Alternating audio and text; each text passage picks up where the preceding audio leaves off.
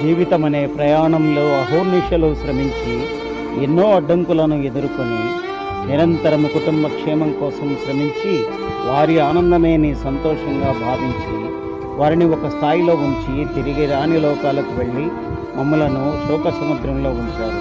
మీరు లేని లోటు మాకు మిగిల్చారు.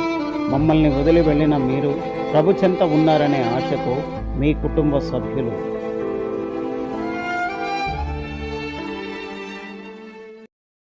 నీళ్ళు మాకు కావాలి, మా నియామకాలు మేము చేసుకోవాలి, మా మీద మీ పెత్తనం ఏందని 60 సంవత్సరాల కొట్లాటలు 12 సంవత్సరాల కింద కాంగ్రెస్ పార్టీ సోనియా గాంధీ సబ్బండ జాతర నినాదం, సకల జనుల సమ్మె నినాదం, వంట మార్పు నినాదం, ధర్నాలు, రస్తారోకోలు, వందలాది మంది బలిదానాలు, వీటి ఫలితమే తెలంగాణ రాష్ట్రం ఏర్పడింది. కానీ ఇవాళ ఆంధ్ర వాళ్ళు వచ్చి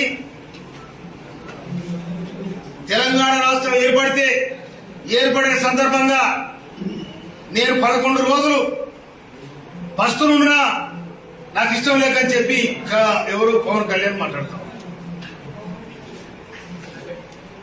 పస్తునుంటే నువ్వు ఎవరి కోసం పస్తున్నంటే మా మీద, మా 4 కోట్ల తెలంగాణ ప్రజానికం మీద మీరు విషం కక్కినట్టే కదా.